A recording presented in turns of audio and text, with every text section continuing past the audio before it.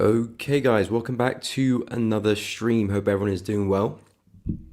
As always guys, if you are enjoying the content, please be sure to drop a like, subscribe to the channel, and of course make sure you do hit that like button and of course hit the bell as well so you don't miss out on any streams or uploads in the future.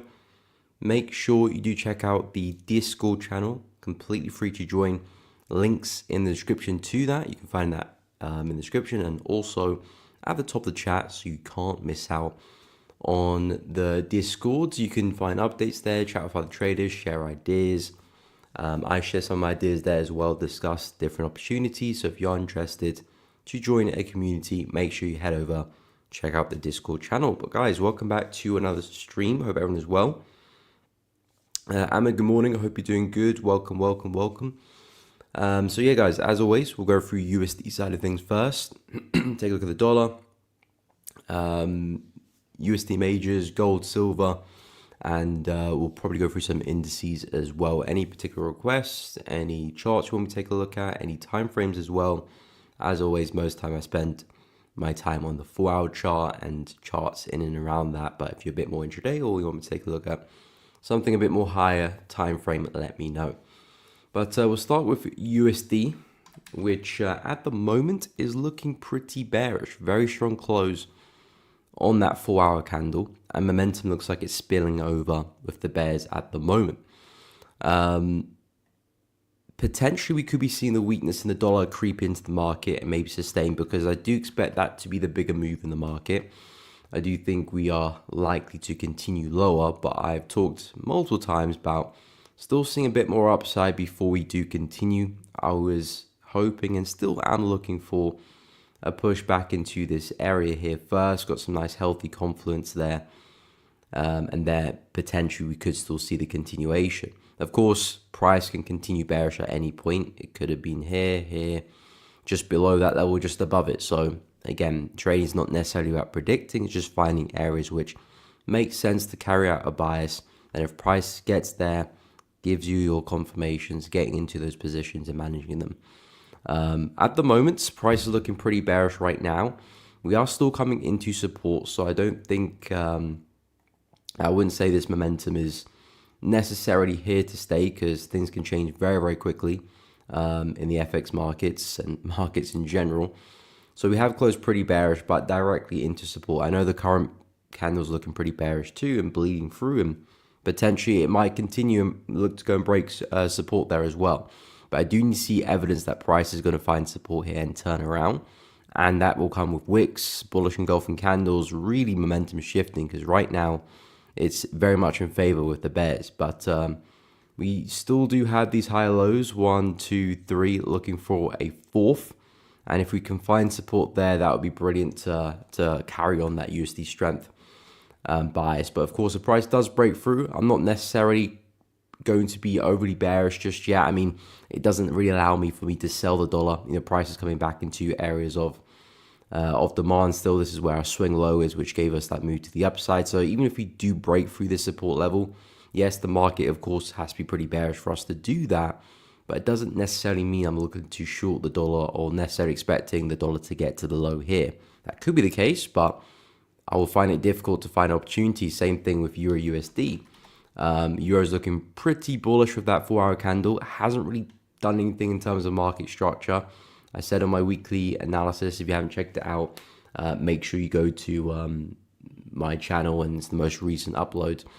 But for Euro USD, I said I want to see a push up, because that could potentially give us an opportunity to actually short it, because at this price here, I wouldn't be looking to sell. But here, potentially, if we see some good rejection, same thing for the dollar as well. If the dollar gets to this level and sees some really healthy rejection, I think that could be a really nice double bottom at support, then a really nice buy as well. So we are at some interesting areas for USD pairs in general, and definitely for the DXY as well. We're coming back into this kind of area. If I can see a strong bearish engulfing candle, maybe a nice wick to the upside, that could be a brilliant place to sell.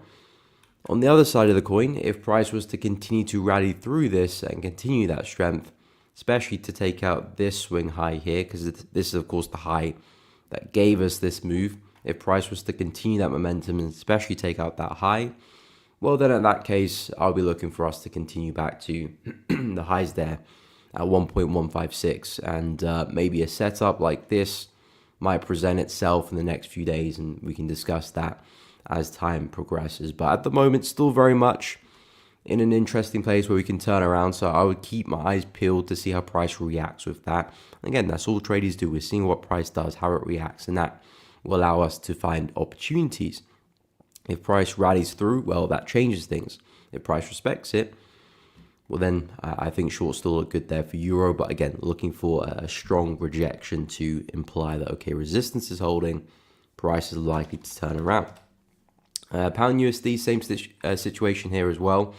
Although I would argue Pound USD is not looking as hopeful for the bears as maybe euro was, because that is a pretty strong counter close above resistance and above the trend line as well. So it would have to be a very strong recovery from the bears for price to regain that territory. Otherwise, this momentum looks like it's probably going to take us back to the highs here, to be honest. I've been pretty bearish for Pound USD, looking for price to return back to support. I've had some areas around 1.3, which I'm looking for price to get to before we do continue bullish. But again, I'm not really looking to buy at these prices. If I expand to the higher time frame, not only has the market already had such a big move, we're trading into massive areas of resistance, supply to our left.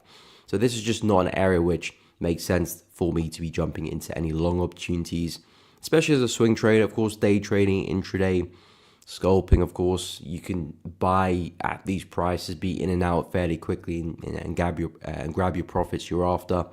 As a swing trader who's looking to stay in for at least a couple days, 3 days, and potentially a lot more if I'm looking for a really big swing, this is not the place which I want to be buying into. This is bearish territory where sellers will be sitting to try and drive price lower. So hence why I wanted the price to come further, so it was a more appropriate place for me to buy. But yeah, at the moment, looking very bullish. Probably going to push back to the highs there. There is a world where we push back into highs and form a major double top and come back down again. Us breaking out of that trend line doesn't necessarily mean Pound USD is going to rally now. It does mean that we're probably likely to push back into the highs, but we have to see what develops from then onwards. But yeah, as of right now, pound looking pretty bullish. I would expect us to rally back to highs. I don't see price coming back down anymore. So yeah, it looks like a bullish Pound USD at the moment. Dollar CAD, of course, another USD pair. This one not really seeing as much movement. I think that's because CAD's a bit weak as well. So USD's weak, CAD's weak. Not really seeing much of a dent there in current price action. But the analysis still stands from the weekend. I like the structure here. Really nice resistance, turn into support. I do think that's a great place to be looking for a buy. If we could see some healthy rejection there, I think that's a great place for an entry, a stop loss below the low, and targets just simply back to the high of that resistance, because this might turn into a bit of a range here. So I think naturally targets back at the high makes a load of sense. We could go a lot further. In fact, I still am, but I don't know with this USD weakness, whether we will see that bigger retracement up in afterwards. You can see the major high there, low, high, low. I'm looking for another high to form for another drop. I've talked about this area, which we've just more or less missed. And also this area here as well, which would be a nice place to sell. In fact, that would be my more preferred area because it lines up pretty well with the 50 or the fib there. So some extra confidence for that trade, just a healthy pullback for us to continue. So I am pretty bearish long term with dollar CAD as well. I see it coming back to the lows here. I'm basically looking at this bullish leg here as retracement, but I still want to see a bit more before I do sell. So that's very much been the plan there for dollar CAD. We'll see if we do get that that fulfillment of that plan, because maybe if USD is going to be weak, maybe we just collapse from here, but I don't really see an opportunity for me to take anyway. So I'm just going to have to sit on the sidelines and wait to see how price gets on. But if you're looking to buy dollar CAD, keep an eye on 1.39. Sells, I like 1.405 a lot, and also 1.4152. So those are the areas I'm keeping tabs on for dollar CAD. Aussie dollar, not a big fan of the price action at all with this one. Still kind of stuck in that ascending channel there. So just letting price do its thing really. It's done a pretty good job at respecting support there, to be honest. And looks like potentially might rally, especially if USD, of course, is going to be weak. But again, not really interested in the current price action. I'm very, very bullish on Aussie dollar. I think there's a lot more upside to be had. I've talked many times about this big inverse head and shoulder pattern that has sort of formed left head, and I'm looking for that right shoulder to form. And that's essentially where I'm trying to find my entries to take advantage of some buys for Aussie dollar, because I do think there's a lot more upside to be had. I think this is a big V-shaped pattern here. And again, V-shaped patterns are normally very strong reversal patterns. So I'm expecting us to climb a lot higher in the near future. But again, the opportunity to actually trade is the important thing. I don't want to be chasing trades, trying to find entries for something that I think is going to go higher. But at the end of the day, that's not really what trading is about. Not about because I think it's going to go higher. Let me just try to find a buy. It's all about preparation, planning, waiting for appropriate places to buy, to have a stop loss, to target, and waiting for that to actually pan out. And at the moment, I'm still liking 0.625, 0.63 area. This is kind of where I'm looking for some entries. Just playing the waiting game, really. If Aussie dollar will get there at this rate, probably not. But again, I'm not a big fan of the price action anyway. When price is in an ascending channel like that, I tend to stay away because it's normally meaning that the trend is getting tired and potentially we could be looking at reversing. New Zealand dollar, on the other hand, I wouldn't mind potentially nice double bottom here. We do have some structure just below us, resistance, which of course held price pretty well. Then we broke through pretty aggressively. I wouldn't mind if price had a nice deep test at that level and then potentially rally to the upside, because my bias with NZD/USD is the same situation with Aussie. I think there's a lot more upside to be had. Again, really strong V-shaped pattern there. Looking at this as a correction. Now I'm looking at a continuation. So this to me looks like a pullback, and then I'm expecting price to continue flying.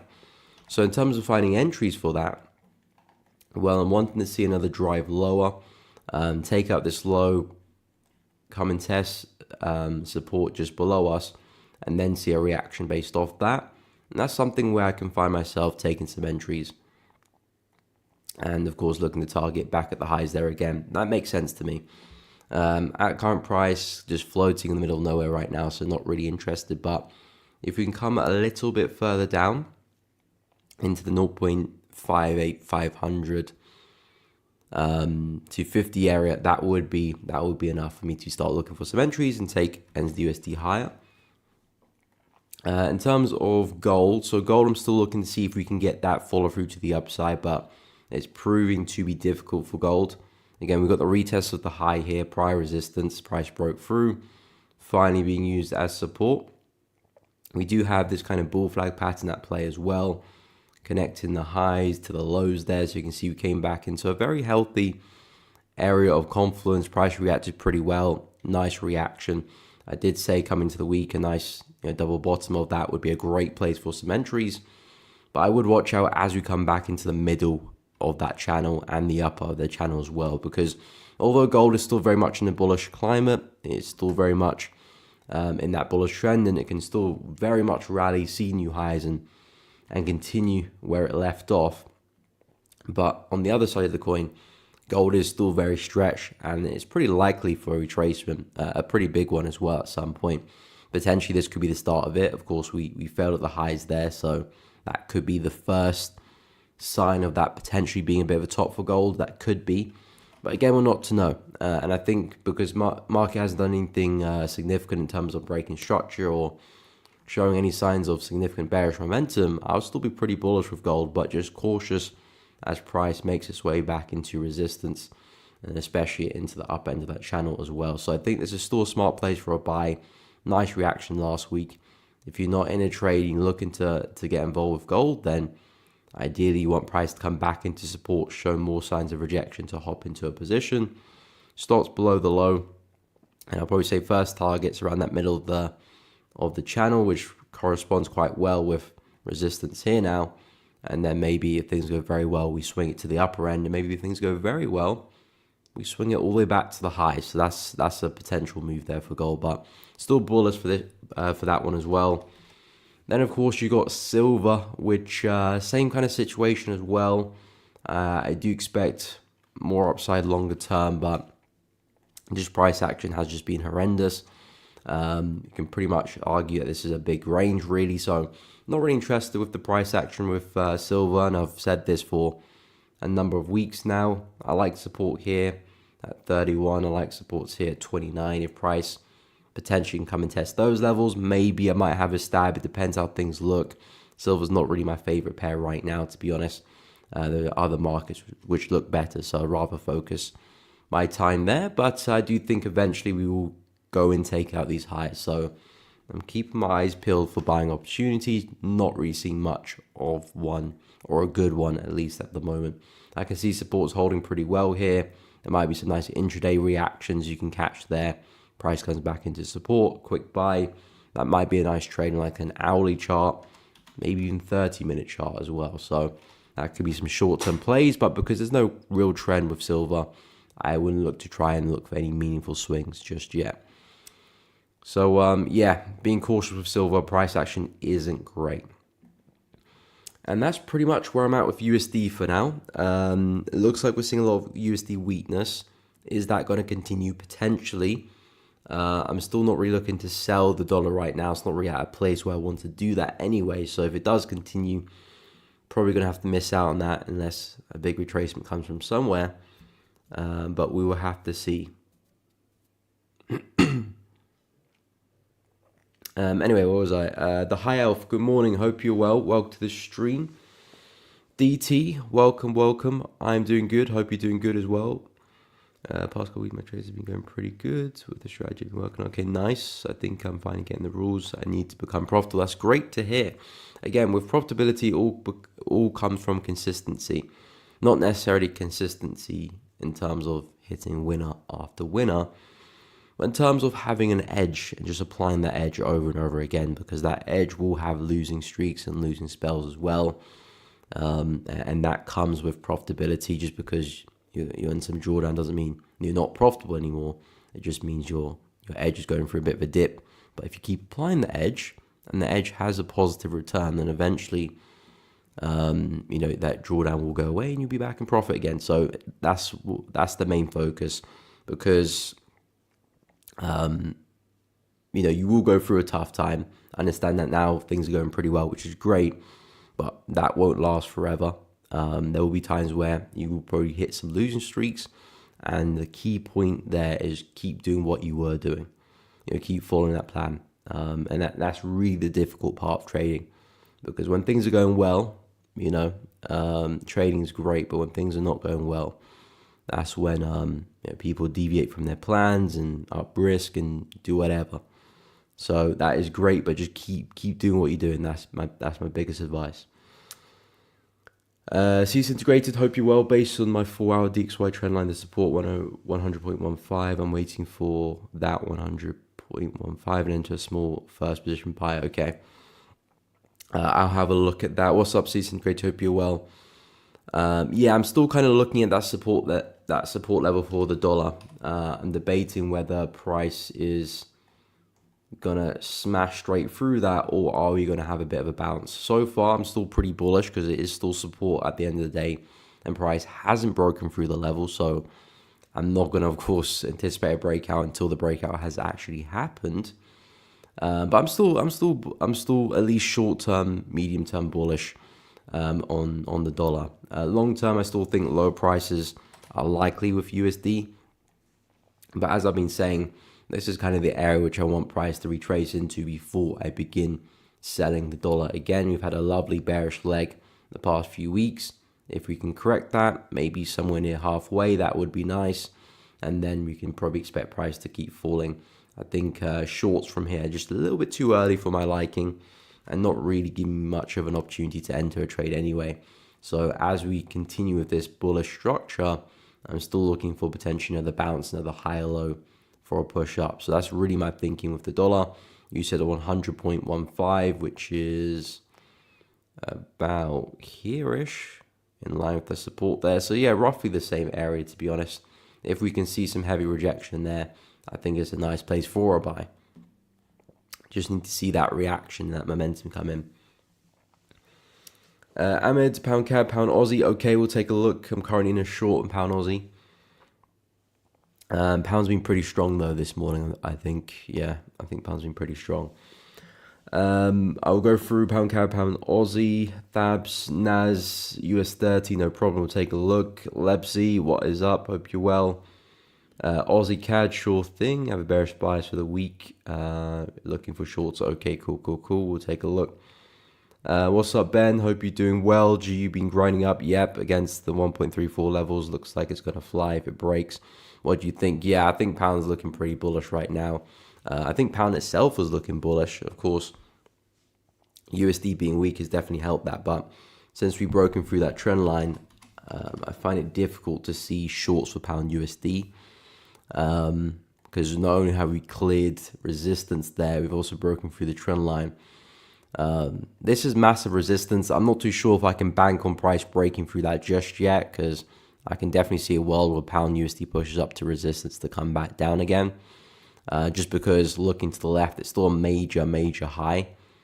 It could break, but again, it's nothing I'm going to bank on, to be honest. It's nothing I'm going to bank on. So yeah, looking very bullish now. We probably will see a swing back to resistance there, but then I'm going to have to reanalyze and see where we go from there, because we could come straight back down for pound. And of course, it depends a lot on USD too. If USD is going to keep up that weakness, or you're going to turn around. Anyway, I'll go through pound CAD, pound Aussie. Oh yeah, of course. If it breaks the highs there, it looks very bullish, especially if it breaks it with a lot of momentum too, and USD is looking pretty weak at the time as well. Then yeah, we could easily see another swing to the upside for pound. Yeah, if it does break the highs, then we could be seeing price run away with it a little bit. Anyway, so yeah, pound I think is quite strong this morning anyway. Yeah, pound CAD breaking to the upside there quite aggressively. I was actually debating looking for sells for pound CAD last week, but I decided to get into pound Aussie. Wasn't looking as good as that pair. But it looks like price is clearing resistance here, and looks like it's potentially trying to clear some resistance there on the left as well. So at this rate, it looks like pound CAD is probably going to get back to highs. I've been pretty bearish from pound CAD, looking for potentially a lower high to form and a push down, because the market's been quite oversold. We've taken out some major highs from 2018 there. So I'm looking for a pullback, but it looks like now we'll probably get price rally through the highs again. Maybe the next leg is what gives us the rollover, but the market's still very much in a bullish trend. So at this point, it looks like the trend is going to continue and push back into highs and probably break through them as well. Because if we're going to get to highs, probably going to spike through them. We could turn around from there as well, of course. But I probably expect price to spike through that. There'll be a lot of liquidity above there. I reckon we will do that, even if we are going to turn around. But yeah, at the moment, pound CAD looking very bullish. I think if you can drop to a more intraday time frame, like maybe an hourly or a 30-minute time frame, some pullbacks and some retests is probably a good play to look at. Retest of the high here. If price can come back, retest that.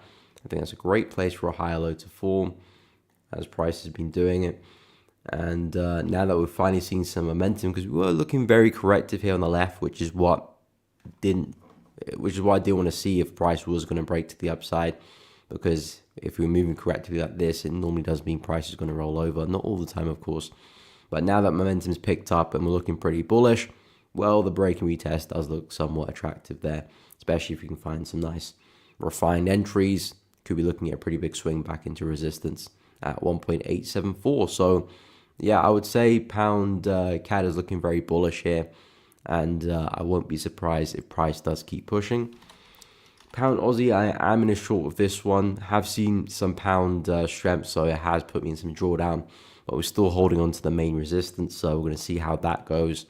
The last 4-hour candle did leave a nice wick into the high there, so it's a bit of a bonus there, but of course, there's a lot to do if price is still going to roll over from this level. But the main expectation with myself with pound Aussie is that we are forming these lower highs, and I'm basically looking to try and continue them. If price can continue to sell off, create some new lows, the fact that pound Aussie again has had a really lovely rally to the upside, but we are struggling at the highs here from COVID in 2020. I do think we can go for a bit of a retracement. So I'm looking to see if I can take advantage of that, potentially catch one of those lower highs and look to swing at least back into support at 2.0497, but preferably a little bit further. I'm looking at the high here. That was a pretty big swing high. I think there is a good chance we do come back to test that as support. But for now, pound CAD still respecting resistance. So if you're looking for entries for this one, I would, if I wasn't in a trade, I would wait for price to now give me some momentum. And that could be another entry signal for pound Aussie at resistance there. Of course, stops above the high. And then, initially maybe first target at support there, maybe second target there. But that'll be up to your preference. But pound Aussie, I'm still bearish. As long as we maintain resistance there, I stay bearish. If price does break through that, well, then things get a bit interesting. Not necessarily until we take up the high would I completely change my bias, because we might just have a bigger pullback than I anticipated. We might, still do the same thing, but just higher up. If price was to rally and take up the high there, then I'll stand corrected. And at that point, maybe we do push back to highs. Maybe the trend just does continue at that point. So, if the highs here get taken out, then price is looking very, very bullish at that point. But we'll see if resistance can hold there, 2.078. And if so, could be looking at a nice swing. In terms of Aussie CAD, I haven't actually really been looking too much at Aussie CAD. I've not really been too focused with the pair. I like New Zealand CAD a lot more.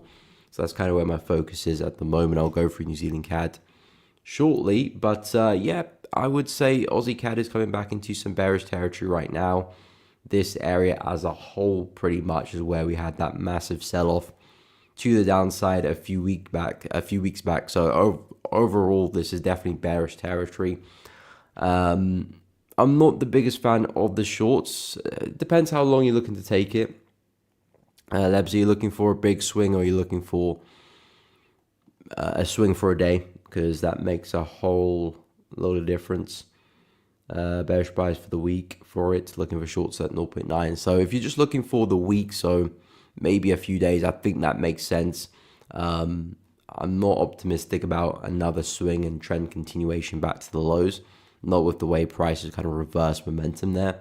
This is a very, very big sell, and for price just to suddenly erase that quite quickly, not as quickly as some other pairs, but quite quickly, doesn't make me that optimistic about a big continuation. Something like this, though, I do think can happen, because that could give us a pullback for price to see a higher low and then continue higher, because we are a little bit stretched now, we are a little bit fatigued, moving in that ascending channel. I do think price can have a bit of a push down. So I do like the idea there. If it was me looking to trade not pound CAD, Aussie CAD, I would wait for another push back into resistance there, because that's ideally where I'd like to have a stop loss, to be honest, for the trade. 0.9, nice psychological level, but I wouldn't really want to be finding entries there, knowing that there's a possibility price might rally back to highs first before the push down. So I'd rather price makes that rally, rejects the high well, I can get stop loss above the high and then take the trade. And I'll be quite skeptical of this trend line here as well, because we are pretty consistent with these high lows. And there's a chance price does another one and then other profits disappear and potentially we continue higher. So I would watch out for that kind of trend line. That could be a first take profit potentially, or stop loss to break even, or however you want to manage it. But definitely something to take into consideration for Aussie CAD there. But nice place for a short. Definitely where a lot of momentum is. We're very corrective on the way there as well, which is definitely a bonus for the sellers. So I think shorts do look good, but I would wait for price to get back to highs there, reject that well. If things look good, then I think the shorts look good. And that potentially could last the rest of the week, to be honest there. So, and maybe targets beyond that. You might look at the low here, the low there, maybe the low here as well. But that's about it. I probably wouldn't try and push the trade further than the low there. I mean, that would be a great trade in itself even. So, Aussie CAD, I like the shorts, nice and corrective into the supply resistance area. So it makes sense for the shorts, but I'm not expecting a big move for it.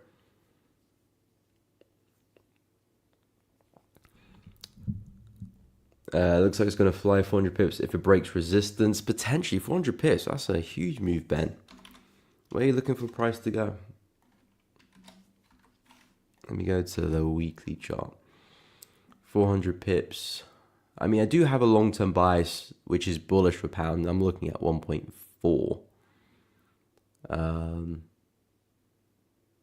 But even for that, I do think price might have a pullback, a big pullback before that. Okay, 400 pips, you're looking at 1.38 roughly. So resistance there. Nope, a little bit higher up. But yeah, I mean, that's actually similar to where I'm expecting price to get to as well. I wouldn't be so... I mean, I do expect us to get there, but price can very much break the high and then go for a bit of a pullback and then make the move as well. Just because we break the high, I wouldn't necessarily bank on price just continuing to the upside, especially with the way price is moving as well. If it was like a consolidation, like price was doing this at the high there, then yeah. If it does break, then yeah, I would expect 1.38 because we've had that kind of build up, and then price kind of having that explosion to the upside. Because we already had such a big move, even if you do take highs out, yes, we very much could continue back to 1.38, but I would still be wary of that bigger pullback happening before the 1.38, 1.39, 1.4 area. I still think the market is a bit stretched and a bit overextended, so even if you do take resistance out, yes, the market will be looking very bullish at that point. But I wouldn't ignore the fact that we still very much could go through that retracement before continuing. But yeah, if it does stay above that level, let's say if we break and retest it and stays above, then yeah, we could very much rally to 1.38 there. And I think eventually price will get there as well. So I'm definitely agreeing with that kind of outlook. But to be honest, unless I see a healthy retracement, I'm not really looking to buy pound USD. Like I said, I think the market's a bit too stretched for me. So I do need that bigger pullback for me to actually find some buys. But yeah, it's looking very, very bullish at the moment right now.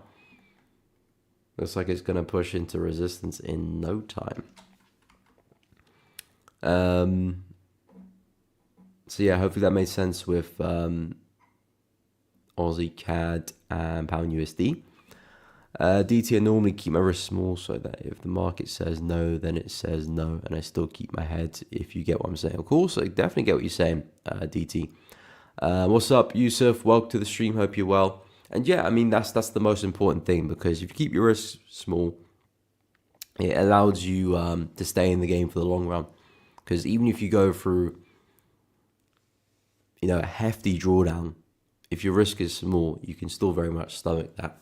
And get through that. If your risk is even medium size, a big drawdown could be very, very big. A lose streak could be very, very detrimental to your trading account. So keeping the risk small keeps you alive longer. Of course, you would argue that if your risk is very small, you won't grow your account that quickly. But again, especially with trading in the beginning and finding consistency, finding your rhythm, finding your profitability. Trading is not about making money in the beginning. It's about finding that consistency and finding your edge. You can always scale in the future, and keeping your risk medium or big, especially in the beginning, is just going to give you more setbacks than you need. Trading is difficult as it is, and if you have if you're betting big for every trade, it just puts you under more stress, more emotional pain. Even when you win as well, if you bet big and you win big, that will get to your head too, and you probably do it again, but then you'll probably lose all your profits the next trade. So even when it does pay off, in the long run, it probably doesn't. So yeah, keeping risk small is crucial. And that way you can focus on your trades rather than the results. Because at the end of the day, if your trades are good, the results will eventually be good as well. So yeah, I 100% agree, and keep at it, DT. Still no trade for you? Well, the week just started, Yusuf. The week has just started. It's not even midday on Monday yet. Well, at least here in the UK. The week has just started. Don't be too concerned about no trade just yet. The week has just started, and even if you don't get a trade throughout the whole week as well, that shows a lot of discipline, a lot of mental fortitude, a lot of understanding and confidence in your trading style and your setup. If you can wait a whole week and not take a trade as well, of course, it would be pretty boring. But sometimes I don't take a trade for the whole week either. If nothing sets up right, I'll be wasting my time and my efforts and my resources if I go and take a trade that doesn't warrant me taking it, especially if you're going to trade in slightly higher time frames as well. Obviously, if the market lines my bias, then I'll be looking to exit 0.88. Okay, we'll see how it pans out. No problem. Happy to help. Where is 0.88? Okay, somewhere around there. Yeah, I think that's a good target as well. I personally wouldn't try and push trade further than that, but of course, I don't want to talk people into doing stuff and out of stuff. I always just want to give my advice and my thoughts on something, because I don't want people just, okay, Miko said this, so let me just sell. Because at the end of the day, you're not learning anything. You want to become the asset yourself. And I don't want to tell people what to do. If I give advice or say something in terms of, okay, I would do this, I'd always give a reason why I would do that. And it's up to you if you want to follow that, use a bit of that, or ignore it if you want to as well. But I don't want to say take this trade, take that trade, because you're not gonna develop from that. So yeah, always rely on your judgment and journal as well, because then you can look back and see, okay, maybe my judgment was flawed here, or maybe I should have done this or should have done that, and that's where your progression will be. But happy to help. Yusuf, Euro, GU, GJ Gold. I'm assuming on the 15-minute time frame, Yusuf. But yeah, sure thing. True. Low trade is better than losing trade. Very, very true. Go play for demo account for impulse control. Yeah, good point. It'll take the itch off. Yeah, I fully agree with that as well. No trade is better than a losing trade. At least keep your gains in your account. But yeah, I mean, I don't know if it was UC Integrated, but someone else said that they had a demo account that they sometimes trade on to stop them, doing any kind of stupid trades on their live account, which I think makes perfect sense as well. Because sometimes even I as well, I see some opportunities which are not in line with my plan whatsoever, but I just have like an instinct that, okay, I think price is going to do this. It's nothing derived from a plan. It's just an instinct, really. And then it can be sometimes tempting to take that trade. It's like, I think price is going to do this, so why shouldn't I buy it? And that could be where demo account comes in. Go trade on the demo account. Maybe there is some use with what you spotted, but you don't want to just go and put in a live account just because you feel like it. Trading is definitely not an emotional game. But yeah, Euro on the 15, I would imagine looking very, very bullish. It is indeed. So it's in an interesting area on the 15. It's just about spiking through the high here. So yeah, we're looking very, very bullish right now. I mean, I could argue that there could be some nice shorting opportunities if we do see price start to sell off, maybe show strong shift in momentum. I think that would be a really nice space for a sell. And targets, highs here, highs there, potentially that area there as well. That could be a nice target for the trade. But of course, the main thing is strong rejection here. We are slowing down, which is what I like, but we do need to get back underneath the high here and start to really show some momentum. If price continues to rally, then Euro is looking very, very bullish at that point. And I wouldn't be looking to short it or buy it either. At that point, if we do continue to rally, I'd wait for some type of structure to form, and then I can maybe plot a break and retest somewhere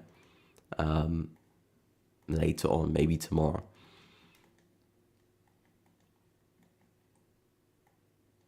So yeah, I wouldn't mind this type of opportunity there for Euro. It's very, very bullish right now. If we're just going to break highs and continue, well, then that's the best kind of buy setup I could possibly see.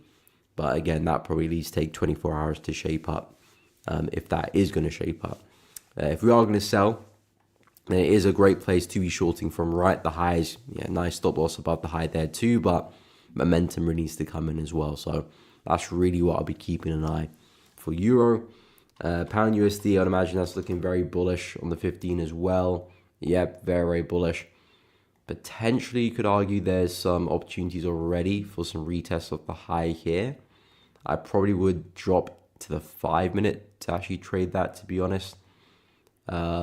Just to really refine the entry and maximize my risk to reward.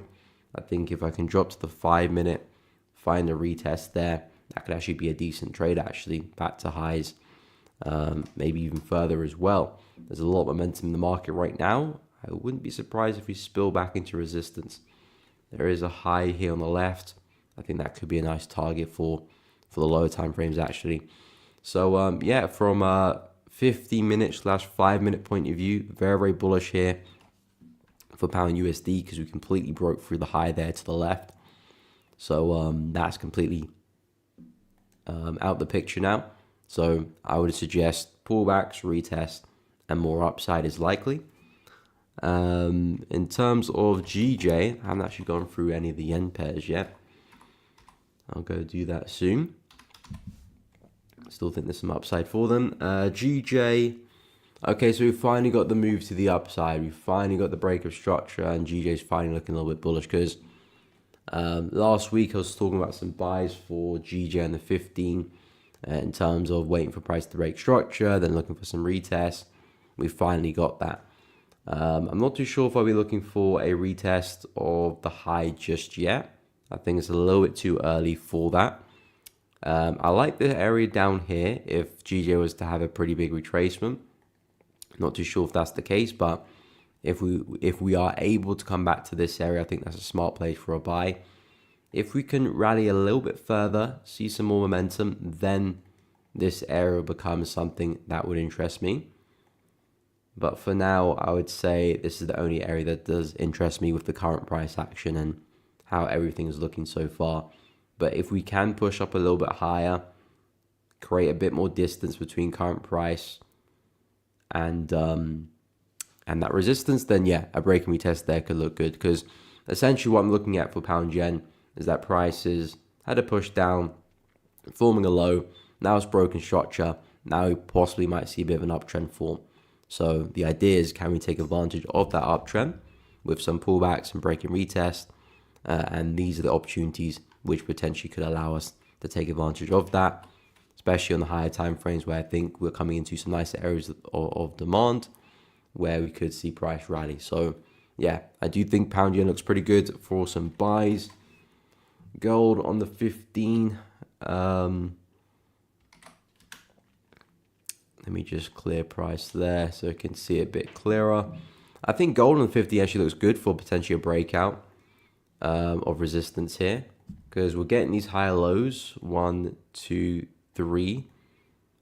Potentially might see price going clear resistance, and some retest after that could actually be a nice little buy there actually. So because it looks like we haven't broken structure yet, but it looks like we're gearing up for that. A nice smooth break to the upside, pullbacks after, I think would be a nice buy. Basically just continuing the higher lows. So gold will be pretty bullish on. I think there's more upside to be had. I would wait for resistance to clear, then some retests afterwards so we can base a trade from that. Pound USD, Euro both look bullish if they can continue a bit further, especially Euro. Pullbacks look really good there. Pound on the 5-minute looks good. And pound yen, basically pullbacks and then some more buys there look good as well.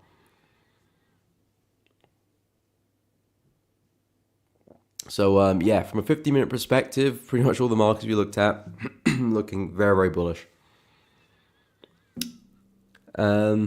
Yeah, when charts are in the middle of nowhere, just use demo. Yeah, I agree. I agree. You only want to be taking trades that look very, very good and meet your plan well. Not every trade is going to play out, of course, which is why it's important to actually make sure you put everything in your favor that you can do when you do take a trade. But yeah, anything else, lower quality, anything where you kind of in and are, and you're like, should I take this trade? Should I not take this trade? You can chuck that in a demo or just journal it somewhere. Because especially if you're not confident in a position, most of the time when that position, let's say if it goes into a bit of profit, then it starts to pull back against you, because you're never confident in the position initially, you're probably not going to be confident to manage the position well as well. So you probably won't hold out to take profit. You might close the trade a bit early in drawdown. That could very much happen as well. Lebsy, yeah, of course, definitely not financial advice. I'm not a financial advisor. But yeah, just sharing my perspective. Okay, good to hear, good to hear. When you're holding trades, do you find it always occupies a bit of space in your mind, or are you able to completely forget about it until your alerts go off? Good question. I would say now I can completely forget about it, to be honest. Again, I'm not betting huge amounts of my account. It's very, very small amounts of my account. So even if I was to go and lose 10 trades in a row, my account's still looking pretty healthy. Of course, don't get me wrong, losing 10 trades in a row is it's going to have some effect on your confidence, 100%. But in terms of my longevity in the game, yeah, I'm very confident that that's still going to continue. So I'm never really worried about a position. And to be honest, I've actually worked on that to actually forget about trades, because I'm a bit more of a swing trader. So my positions will last, if they do well, anywhere between a few days to potentially even a few weeks as well. I think my Aussie CHF trade early this year was well over a month. So yeah, I try to forget about my positions. Of course, there might be a little, they might occupy a little space in my mind, but yeah, if I'm doing something else, if I'm relaxing or talking to other people or doing something other than looking at my screens, yeah, I completely forget about it, to be honest, because I have everything safe. I have my stop loss on. If I have a take profit for the position, I have that on as well. I have alerts set where I need to go break even, so I'll get a notification on my phone if I do need to trail stops. So there's nothing really for me to do in terms of watching the market. So I try to forget pretty much all about the trades, and I've noticed that I'm just in a better mood, to be honest, when that's the case. When I'm not thinking about my trades, I'm just in a better mood altogether.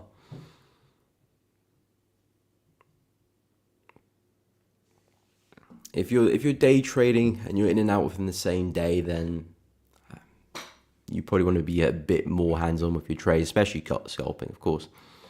But I would argue if you're a swing trader, I would say forgetting about positions is a pretty important aspect, to be honest. Because if you're watching a position, especially if you're trading the 4-hour chart and you're looking back every 5 minutes, like that's going to drive you up the wall. If you're trading like the 15, then yeah, you're probably going to be watching that trade regularly, and yeah, that's just the case. Yeah, exactly. If risk is managed, there's no need to think about it, because that's the only thing to think about, and of course taking your profits as well. But if that is managed and can be fairly mechanical as well, then there is and staying away from your trades, not watching them, is actually a bit of a blessing, to be honest.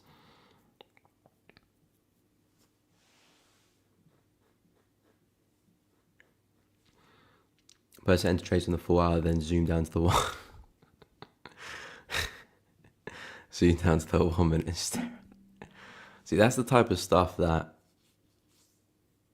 if I met someone like that in real life, I need to stay well away from them. I don't trust people that enter on the 4 hour and drop to the hourly. They're and drop to the 1 minute. They're dangerous people. Dangerous. They should be locked away.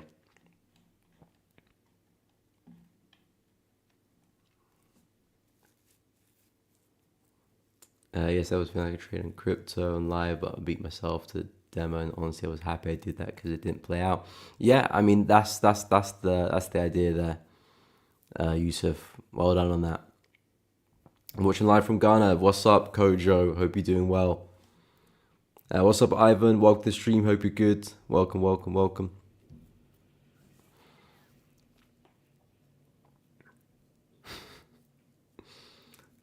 Ivan, Euro Aussie buy, dollar seat chef buy.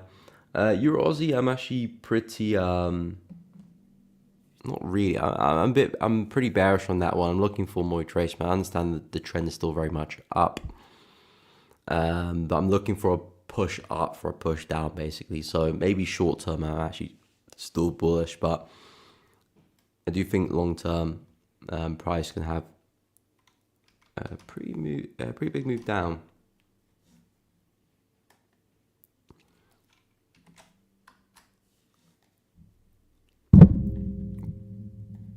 So I'm looking to see, shit the mic there. I'm looking to see if we can get to around 1.77, and then maybe from there we can find resistance to sell. Because I'm not keen on following this trend anymore. I do think we can see a bit. I mean, I say not anymore. I think the market can still push up, but I'm just looking basically for a deeper pullback because we've had this very exaggerated move, almost similar to what we had in COVID, and that had a very big turnaround. If price is going to go back to highs here, which very much still could be the case, I do think price can have a bit more of a retracement before we do push on. So yeah, I do think upside is on the cards, but I'm not really looking to take advantage of those buys. I'm more interested in potentially another sell. Maybe price is going to turn around and push to the upside and then continue. If that's the case, I actually will start looking for some buying opportunities here to potentially take advantage of that reversal. Maybe not the whole thing, but maybe a decent chunk of it. But I'm just not quite keen on buying the market right now. This is still kind of bearish area for me. When we come back down to maybe 1.71, 1.7, then yeah, I can discuss some buys from there.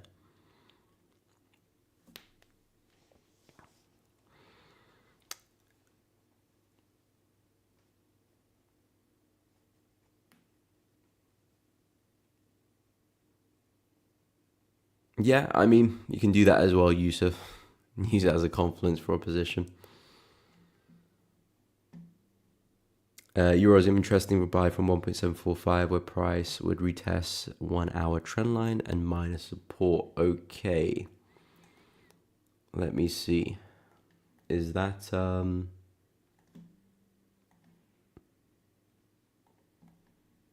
or is it like that? Not too sure which trend line you're looking at. But you said 1.745, which is here.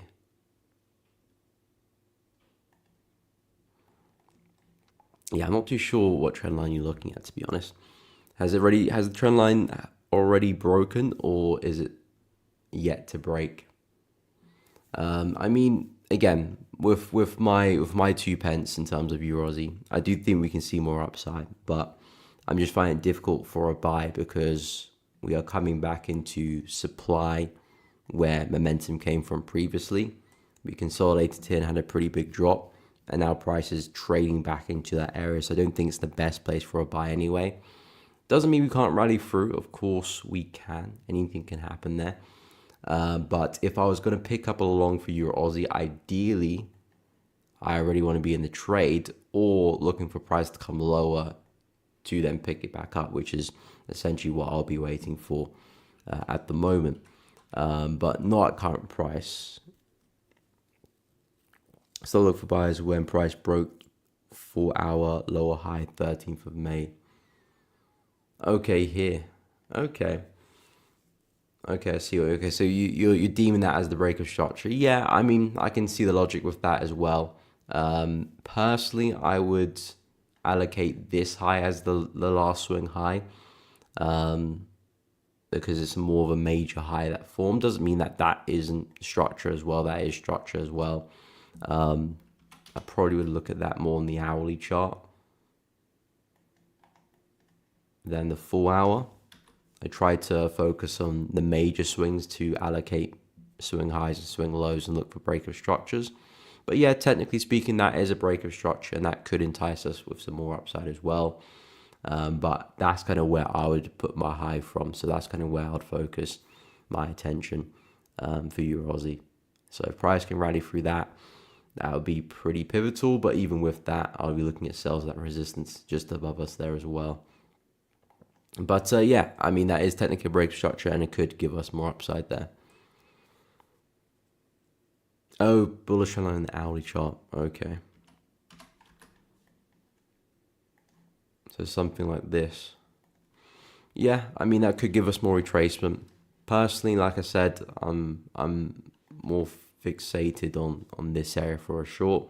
If we can get there, great, because of course, if we have to get there, we have to buy anyway. So that would be nice. But my kind of swing bias, those are the areas which I think look good.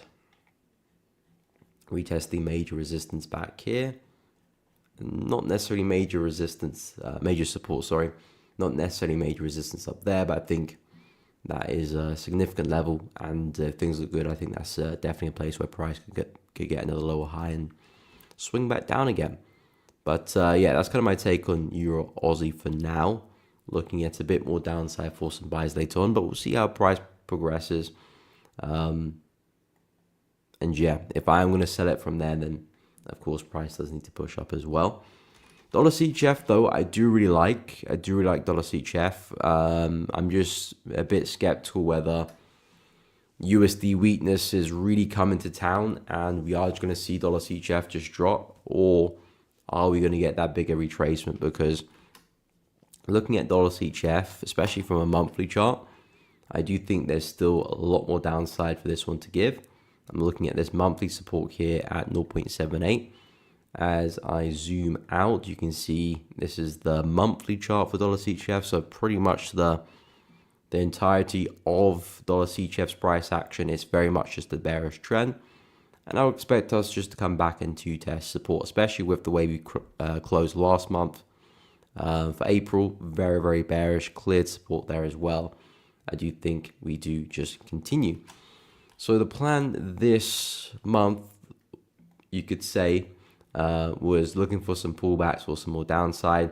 It looks to be that this support level is holding as resistance. I think if this week's candle can close bearish, that would be a strong signal to tell me that, okay, this support is holding and potentially you might see price continue from there. I was always looking for a deeper pullback before price continues. I was looking at this low over here. I was looking at this low over there, simply because the market's already had such a big drop. So I wanted to see some healthy retracement back into the 0.5, 0.618. You know, those are healthy areas, healthy retracements for dollar CHF before maybe we continue. But of course, that doesn't happen all the time. Sometimes the market is just going to keep that pressure up and maybe see a shallow pullback and then continue. That could be the case here with dollar CHF right now. So in terms of what I'm looking at, I mean, I'm looking at this level here if we can see that rally. But if I don't, then in terms of opportunities, I'll be looking at something like this. Somewhat of a head and shoulder pattern. You got your left over here, you got your head, and then your right shoulder. I want to see a strong move down, preferably at least testing support. It would be nice if we were to pinch it slightly, then pull back, but at least come back and test support. And then, yeah, looking for the retest, because this has proven to be a pretty sturdy level of support and resistance in recent times. Resistance once, twice, third time there briefly. Of course, we had the breakout. Then we tested it twice pretty well there too. So it's been a lot of focus with this level lately at 0.832.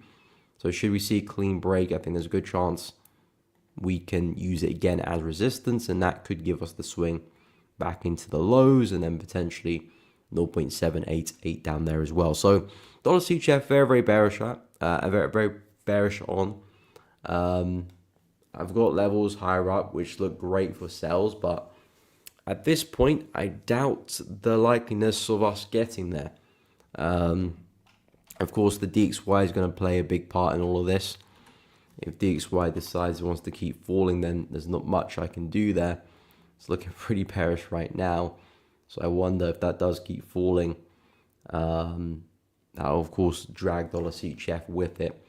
And yeah, I might have to be looking for that head and shoulder pattern. But yeah, my expectation for the dollar has always been a big sell.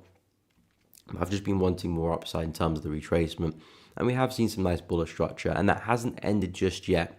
Although we're looking very bearish right now, things can change pretty quickly.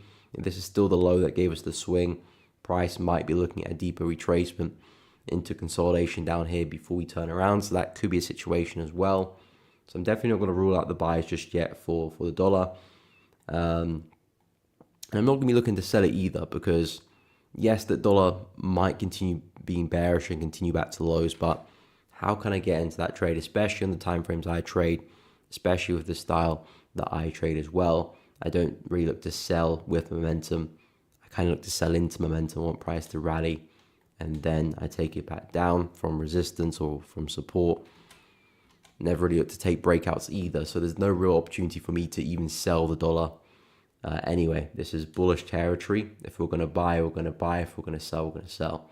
I'm just now studying price, seeing how we're reacting, if the buy still makes sense or if they don't. But yeah, that's really my take now for USD.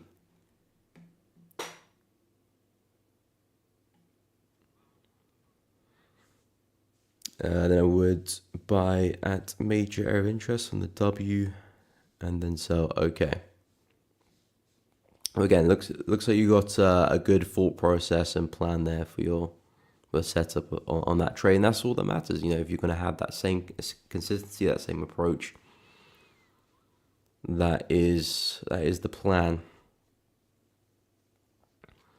What's up, in Conteco? Hope you're doing good. Aussie CAD. What's your analysis? Okay, I'll go through that. S&P as well. No problemo. We'll go and take a look see as well. What's up, Lighton? Hope you're well.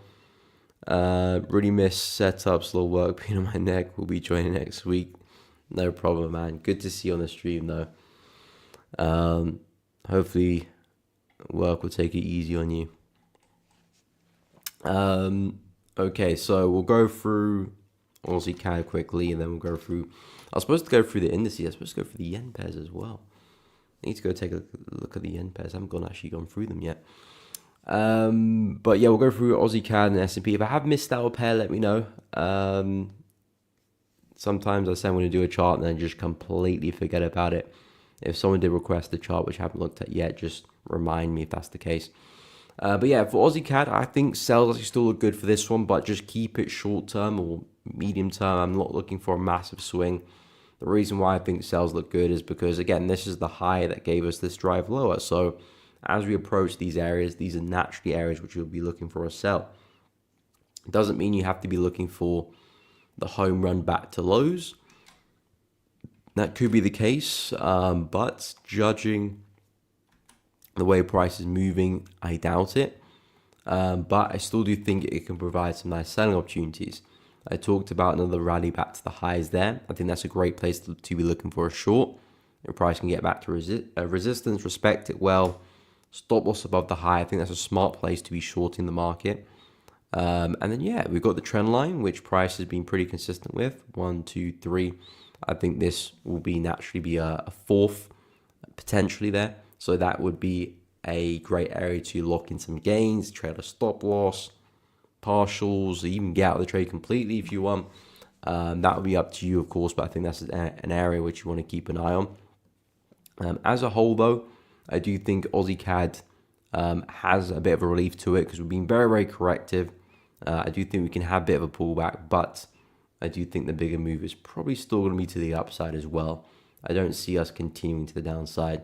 So Aussie CAD, that's kind of what my vibe is right now with it. But again, still very much in seller's territory. If we react resistance well, I would suggest some shorts. So that's kind of what my take is on Aussie CAD for now. In terms of the S&P, last time I had a look at this one, we were looking very, very bullish. Is that still the case? For the most part, yes. I wouldn't be surprised if we're just going to be heading back to the all-time highs now. So I would suggest for the S&P, just be looking at those pullbacks and buying this up, really. We have become a little bit corrective, I suppose, as we come into this area here, and rightly so. I think the market does need its pullback. I think I would be looking at a deeper retracement now, back into this high, back into this area here. There's still a nice gap there, which potentially could be looked to be filled, to be honest. So maybe you can go through a bit of a sell-off, either retest that high or come back and fill the gap and then continue. But in terms of the expectations, in terms of the plan for the S&P, since we've got back above the 200 moving average on the daily, we broke structure very well to the left there. I find it very difficult to see price not getting back to the all-time highs now. So yeah, very, very bullish on the S&P. Pullbacks look good. Judging how correct we are, it looks like we probably will get a deeper retracement now. Looks like we are already starting to kind of break through this channel here a little bit. So maybe that could be on the cards pretty soon. But I like the retest of the high. I like the retest of this area. Potentially a fill of the gap there as well. And risk reward looks pretty good. Even though just a swing back to the high here looks pretty good. But longer term, I do think we can get back to the highs at 6,100. So very, very bullish for the S&P. I do think price is set to fly. We'll go through some of the yen pairs, and then I'll probably go and take a look at some of the crosses and maybe even finish off some of the indices as well. But yeah, very, very bullish here for S&P. In terms of the yen pairs, so I do think we can see some upside for the yen pairs. I do have 2 yen pairs on my watch list, and actually I'll go through them first. Aussie yen and New Zealand yen. Both of these pairs I have on the watch list because I do think that we can see price really rally. I think Aussie and NZD are likely to be strong, and I also think yen is likely to be weak. So again, if that's going to be the case, then we should push up. But in terms of New Zealand yen, this one I like probably a little bit better, but I'm not too sure if I'll get the setup. I think Aussie yen is not as good, but it's still good. But I think I'm more likely to get the setup I'm looking for there. Basically, the setup I want to see with New Zealand yen is a push back into this support level roughly for some buys back into resistance. Basically looking at an inverse head and shoulder pattern, left head, right shoulder. Price being very corrective on the way up, but it has managed to break structure. I do think since we've already had a big sell in recent weeks, months, I do think we can have a bit of a continuation to the upside. So really, I'm looking for price to come back into this support level here. Not too sure if we'll see that, but I do like the buys. I might entertain maybe a double bottom here if things look good. I might entertain that, and then the rally to the upside. So that could interest me, but ideally I would like to see a slightly deeper correction into this area and then look to ride it back to highs from there. The targets are still the same with both ideas. That is what I'm looking at. So I would say Aussie yen longs and New Zealand yen longs are my two setups which I'm really paying attention to this week and at the top of my list right now. I will take a look at the DAX, Kojo. I'll just go through Aussie yen as well now. I'll take a look at the DAX and probably go for US 30 as well, actually. Yeah, so New Zealand yen just waiting for one of these two setups to form. Like I said, preferred opportunity, but things look good here. I don't mind having a stab there, potentially taking a loss to get back into the win. If it does play out, the risk to reward looks pretty good on both positions, so I should be able to make the loss back and a lot more after as well. But yeah, New Zealand yen buys look really good. Aussie yen, pretty much the same setup, but like I said, I feel like Aussie yen is just at a has a greater chance to get back into this support level here. So again, left head, right shoulder, push back into resistance and possibly beyond. The market has been again in a comfortable bearish trend for a while, but looks like we're about to break structure to the upside. New Zealand yen has broken structure. Aussie yen not quite, but I do think we can still see price push on. So for Aussie yen, what I'm keeping my eye on would be if we can see price push down into this area, reject it well, and then focus on some buying opportunities from that level. Entries there, stops below, targets basically back at resistance there. So 95.5 would be the plan. So I think, of course, just basically in terms of distance, Aussie yen is a lot closer to that level. So the odds of me taking that trade are a lot higher. And again, I'm not looking to take them both either. If Aussie yen sets up, looks good, I'll just get in that and pretty much ignore New Zealand yen, and vice versa as well. But very, very bullish on both of them. I do think we can see a swing to the upside. I'm bearish on the yen as well. I've had a look at the yen basket this weekend. It's not looking too hot for it at all. I'm looking at the way price has been moving. First of all, it's a very corrective trend to the upside, which normally doesn't last. I have still been expecting price to take up the high, but we have just lost a lot of that momentum. We did come pretty close to doing it, to be honest, but we've lost a lot of momentum, and we've since broken out a pretty strong trend line too, which for me is a bit of a red flag there for the yen itself.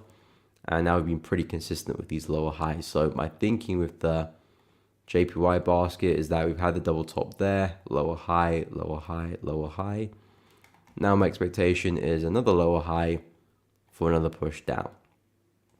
So if the yen basket is going to have that type of move, then you're going to expect the other yen pairs to, of course, rally in the opposite direction. So yeah, potentially some yen weakness this week, which should provide some nice buying opportunities for pretty much all the yen pairs. Let me go through the DAX quickly. What's up, Alex? Good morning. Hope you're well. Welcome to the stream. Yes, we can definitely take a look at oil for you. No problem. Of course, guys, any requests, let me know. Drop it in the chat. But yeah, the DAX is just gliding to the upside at this point now. Very, very bullish, breaking to the upside, and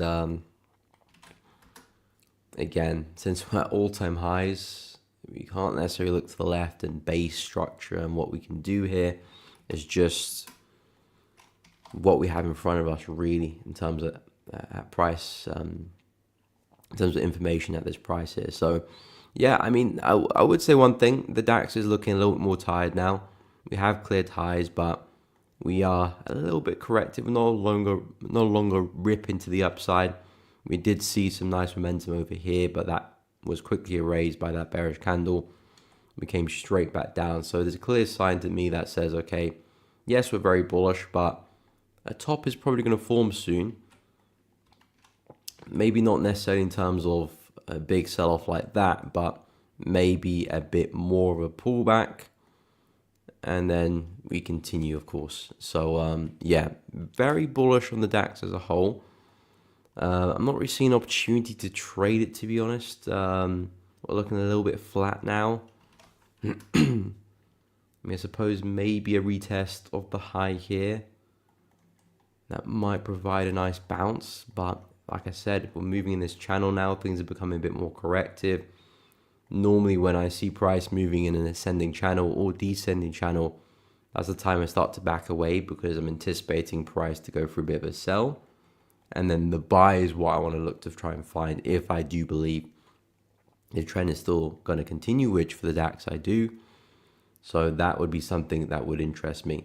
But as we move in this ascending channel, price action just becomes not as appealing to trade. Possibly could see a bounce there. We've got trendline confluence coming back into a major high, so 23,495 could provide a nice bounce potentially.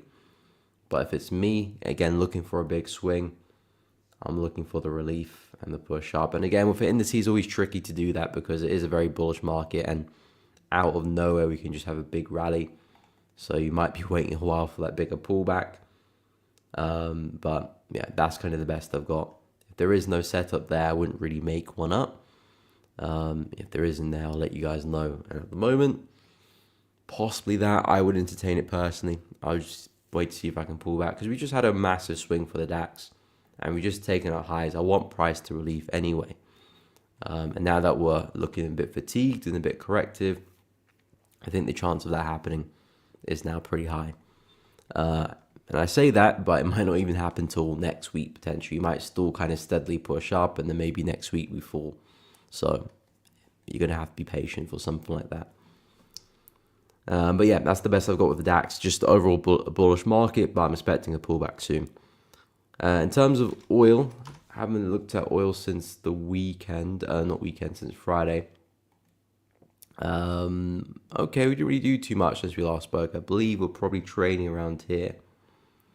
So I think the buys are still on for oil. We respected support very well over there. Price, of course, since has put in some higher highs and higher lows.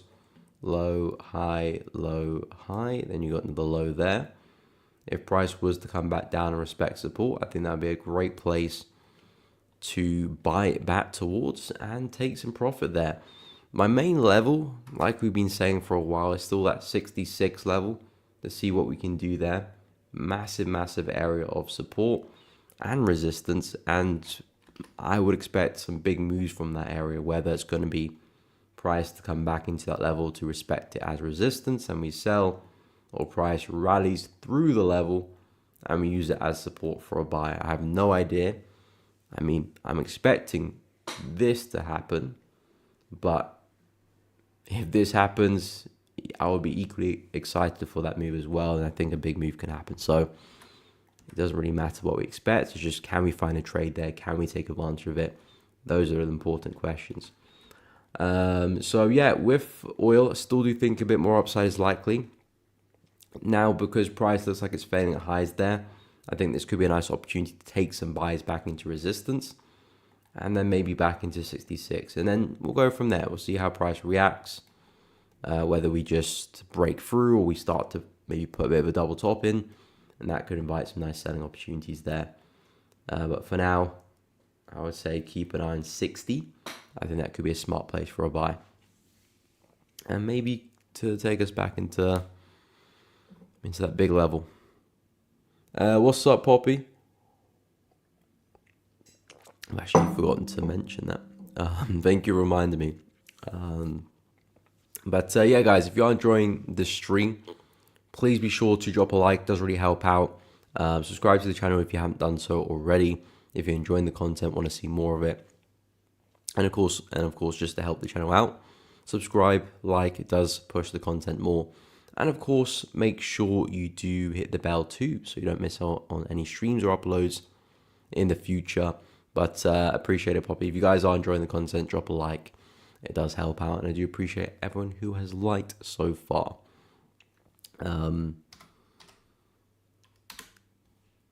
Okay, so we'll go through some more of the yen pairs. I haven't gone through US 30, have I? I'll go through US 30. Let me finish off the indices. Yeah, Yusuf, I'll go through some of the yen pairs now. I'll go for US 30 first and take a look at dollar yen for you. Is that on the 15-minute chart as well? Goal this week is to make a trade. Well, that's It's not the best goal, I would say, Poppy, because it could make you take a rubbish trade just because of the sake of taking a trade. So I think your goal should be taking a good trade. I mean, if you add good before trade, I think that would definitely make it a slightly better goal, because you don't want to take a trade just to take a trade. You know, you'd rather keep your money than lose it on something not necessarily. Okay, 50-minute price at 1 4. Okay, I'll take a look, Yusuf. Yeah, exactly. A rubbish trade is a trade. Okay, just by getting my feet wet. Okay, fair enough. If that's the case, if you want to get back in the groove of things, I can understand that as well.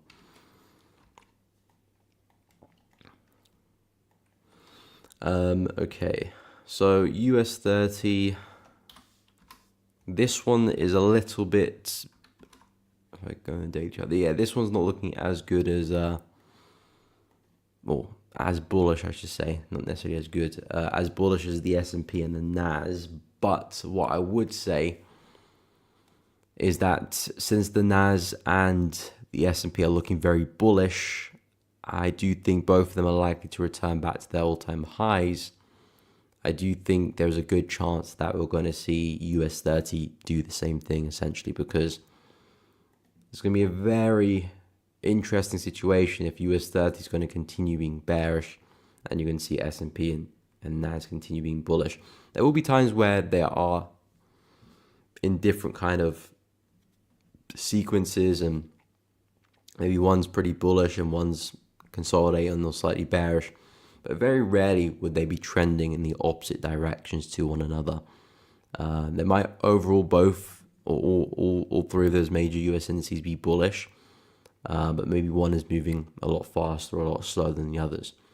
So with US 30 being at a pretty nice area for a short, actually coming back into the 200, back into a nice area of supply there. This is of course the high that gave us this swing. I wouldn't actually be looking to sell here just because of what I'm seeing on the S&P and what I'm seeing on the NAS. Both of them look very, very bullish, and there's a strong likelihood that they get back to highs.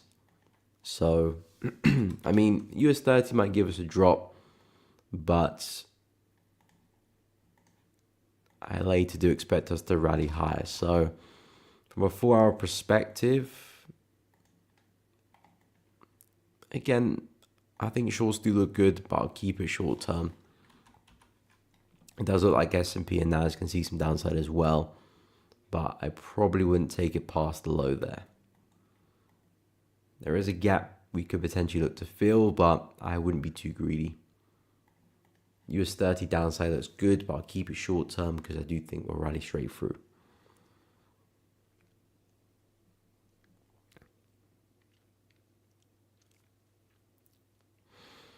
Okay, we'll go through USD next. I don't expect to make a profit after. Okay, yeah, fair enough. I mean, that's a unique situation then, because of course you've had a lot of time off, so you're just trying to get back into the groove of things. Fair enough. I feel like that's probably a good goal to have, actually, just to get back into the rhythm of taking trades, managing trades, and not necessarily putting too much pressure or stress on yourself. So yeah, from that point of view, I can definitely see the logic there, and it does make sense, to be honest. Getting your feet wet again. In terms of dollar yen on the 15-minute time frame. So, I mean, I will analyze from the 4-hour as well, because I think that does hold some importance. But I will drop to the 15. So yeah, basically for dollar yen, I am still looking for a bullish swing for this one. I understand USD is looking pretty weak right now, so that's going to be a big hindrance. If dollar yen is going to move up higher, it's going to have to rely on yen being weaker than the USD for that to happen, or suddenly some dollar strength coming into play. But I still like the buys here for dollar yen. We've got these high lows, 1, 2, 3. I'm now looking for another one. I did say on my weekly analysis on the weekend, there's two areas where I'm looking for dollar yen to bounce from. This area being one and this area being another. Price can respect either one of these areas. I think they're smart places for a buy, of course. At the moment, it looks like price might be looking to go and break through that first area. If that's the case, then of course this will become the area of interest. Prior resistance, expecting it to be now acting as support and basically provide us the next higher low. And of course, if that's the case, it will take us back to resistance. Price is coming from a massive level on the weekly chart. You got really strong support there. First, second, that will be your third test. We potentially could see a big rally. The two previous times we've been here, we've seen some massive moves to the upside as well. So it's a pretty significant support level coming from. And we do have some bullish structure, which we can look to follow. Like I said, this area not really providing much support right now. Looks like we'll probably see a push into 144, but the goal is still very much that reversal. So dropping to the 15-minute chart, taking all that into consideration, looking for buys is what I'm interested on from the 15.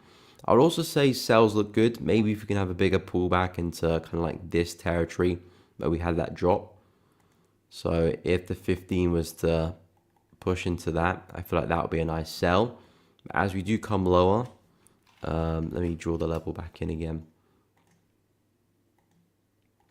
As we do come lower, perhaps back into this area, hopefully we stay nice and corrective. Maybe there might be a nice break of structure, and there could be some opportunities to take that higher.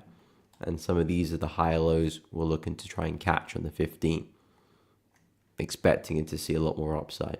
But in the meantime, maybe we have a pullback, and I would argue that could be a really nice short opportunity as well. So I would keep an eye on that as well. Excuse the weird drawings there. But I would keep an eye on setup like this as well. The market is pretty consistent with these lower highs. You have that swing there, nice push down, another swing there, nice push down. So potentially you could see a third one of those swings, and again another push down. But from a bullish standpoint, I do think the bigger move is to the upside and looking for reversals. But there is no bullish structure in the 15. If we're going to buy in the 15, we need to see some bullish structure, and that is definitely not the case. The market's still looking very bearish. So I would only be looking for sells, something like this, until I can see the market shifting. And then we can focus on something like this in the near future. You said you're looking for some shorts for dollar yen at 145.612. Okay, it's pretty much the area which I mentioned there as well. So I like the idea there, Yusuf. I would look more so around 145.8.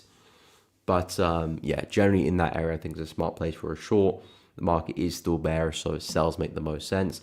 Like I said, I do think the bigger move is to the upside, but from a 50-minute perspective, because the market's still bearish, I think shorts are still appropriate until we see the market shift and see some higher lows, which is not the case just yet.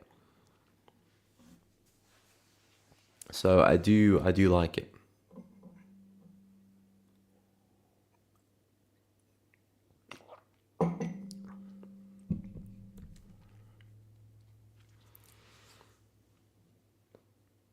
Miss Malone euro pound buys would be in profit, but now looks bearish, double top with a lower high. Yeah, euro pound's looking a little bit interesting. I was looking at this one last week. I do think, in fairness, there's a move to the upside for this one, but it's just very awkward, especially with the gap as well. Of how how this week started, a bit of a weird gap there to the upside. Could basically just summarize that as a consolidation. I did mention this one on the weekly analysis. I did say it would be nice if price can sell up a little bit further.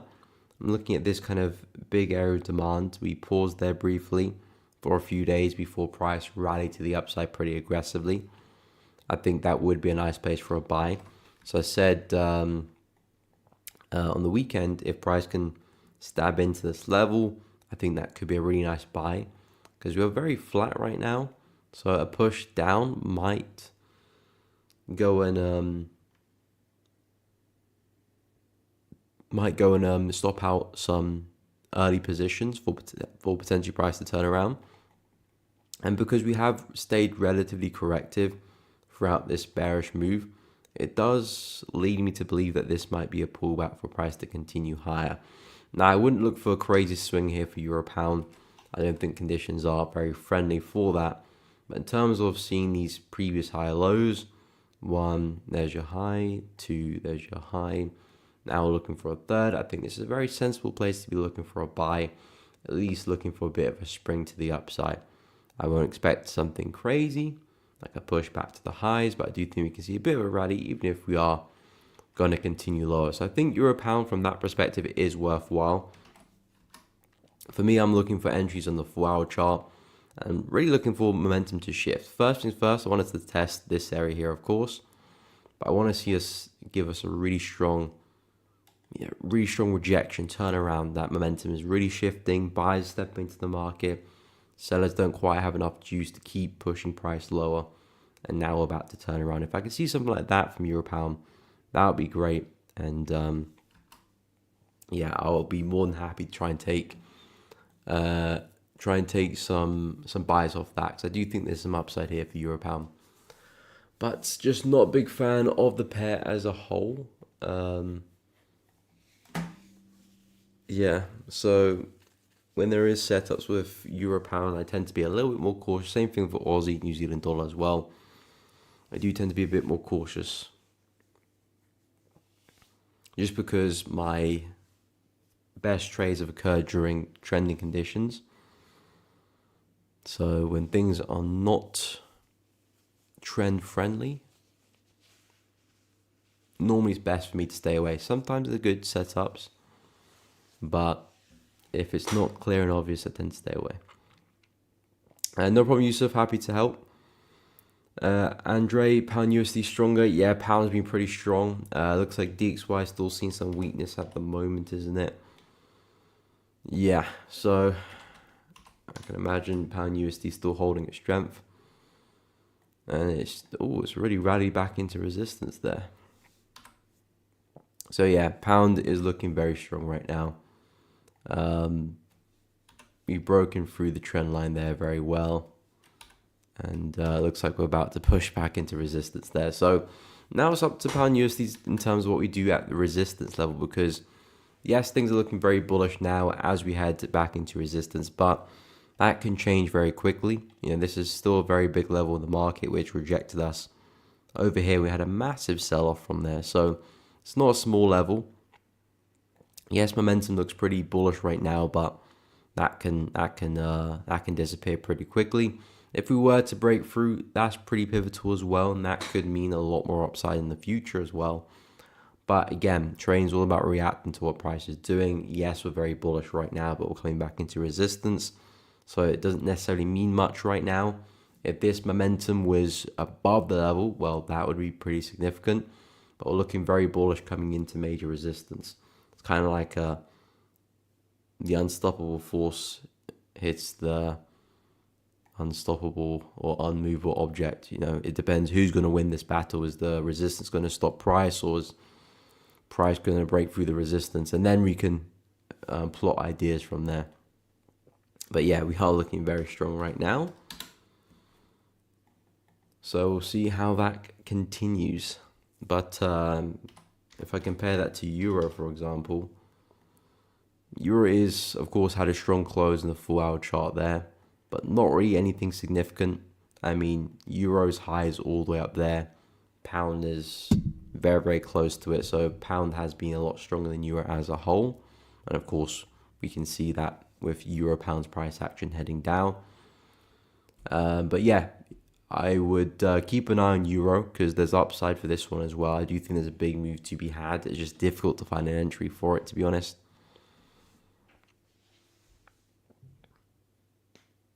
But yeah, pound is definitely looking very bullish at the moment.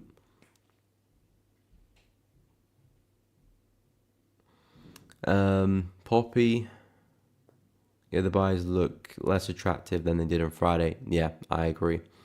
The trade the trade alarm I placed was bang on perfect place to buy. It's encouraging. Yeah, I mean, again, it's going to take some time to get into the rhythm of anything. Just like any situation, like playing the guitar, for example. If you haven't played the guitar in ages, months, it's going to take you time to get back up to the flow of things and playing it well. You're going to miss a few chords here and there, and I don't play the guitar, so I don't really know the ins and outs, but you understand the point. So with anything, it will take time to get to speed. I know if I was to take months off trading, I wouldn't jump back into trading my normal size. I would definitely lower risk and ease myself back into it. Because as much as trading is a skill set, it's also a mental game as well. And if you're not mentally on point, confident, sharp, very easy just to make silly mistakes and not be switched on, and the market will punish you because of that as well. So taking your time to get back up to speed of things is a smart move, I would suggest. Because a lot of people just eager just to get right back into things, and that can be a bit of a detriment sometimes, especially if you've taken months off as well. It's not like a week off. A week off, I'll probably just continue to trade as normal. A month off, maybe I might continue to trade as normal, but anything more than 1 month, I would definitely want to ease into that and get up to speed of things. But yeah, in terms of the rest of the yen pairs, we talked briefly. Oh, I'm in the complete wrong place. We talked briefly about pound yen. I think there's some upside to be had with this one, but it's not on the watch list for me, simply because I'm not a big fan of the setup in terms of risk reward and how things are shaping up. I'll take a look at that in a second, Yusuf. Okay, money is super small. Yeah, but no, it's not necessarily the money, Poppy. I'm just talking about the rhythm, to be honest. Of course, if it was a big account, then definitely. But even with a small account too, because at the end of the day, it's still an account. If you lose the small account, you're gonna have to deploy more money to have another account, even if it is small. You're still gonna have to refund the account if you go and lose it unnecessarily. So small or big doesn't really matter. Of course, big, you want to have extra caution there, but same thing with small accounts as well. The money necessarily isn't the issue because it's not life changing, but it's still, if you lose the account, you're gonna have to fund another account as well, and it just wastes time really. So it's the trading that's the main part as well, because even if it is a small account, you haven't been trading in months, you won't be sharp at all. You won't be, in sync with the market. So you're gonna have mistakes as well. Yusuf, your USD testing the neckline of the head and shoulder. Okay, I think I know what you mean. So yeah, I'll go through pound yen first, and then take a look at euro. Small accounts are easy to burn, of course. The funny thing is, with small accounts being easy to burn, you'd be surprised how many people burn a lot of small accounts, but the sum of the small accounts could actually equate to potentially a large account. If you have 500 here, 500 there, 500 here, 500 there, if you do that 20 times, that's actually a 10K account, which is actually something you can do something with. But if you keep burning all these 500 accounts, yeah, it's a small account, but over time you could actually have deployed a decent sized account there and actually built something with that. So although small accounts are easy to burn because you're not going to change your life with $500 or $100, but over time they can definitely stack up if you keep burning through them. So at the end of the day, you don't want to lose any account because money's still money. Even if it is $100, you can go and spend that on yourself and treat yourself to something for $100, or whatever you want to do with it. So although it's easy to burn, you don't want to burn it.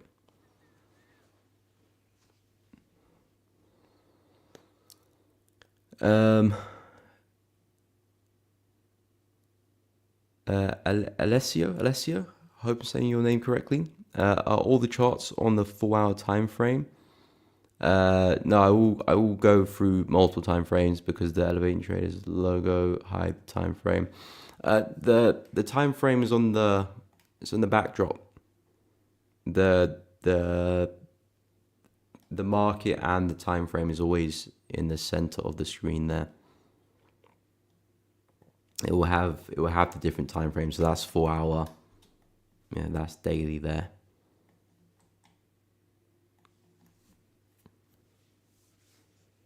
No worries, no worries.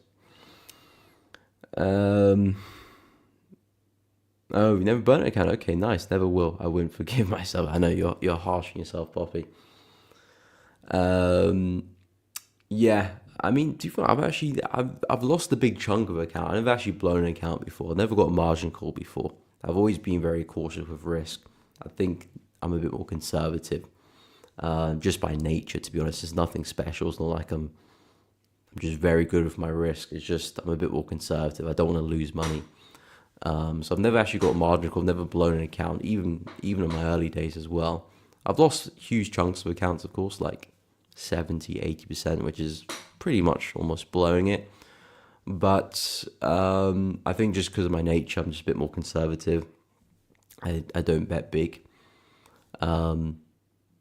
Yeah, so you don't want to burn small accounts because they're easy to, because you're like, okay, I can just replace it. But like I said, you replace that again and again, especially over years as well, because you'd be surprised. People be trading for like 2, 3, 4 years, and all the small accounts that they've burned and gone through, if you stack them up over the past 2, 3 years, it could actually turn into a pretty decent sized account there. And you know, because they're small, they're okay to make mistakes and treat it without much seriousness.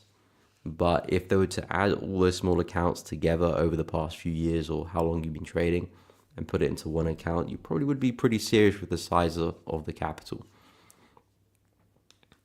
So you'd be surprised with that.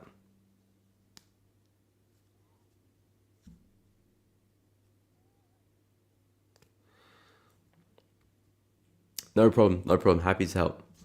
I'll go through Euro USD before I forget. I'm just going to go through Pound Yen. I'll go through Euro for you, Yusuf.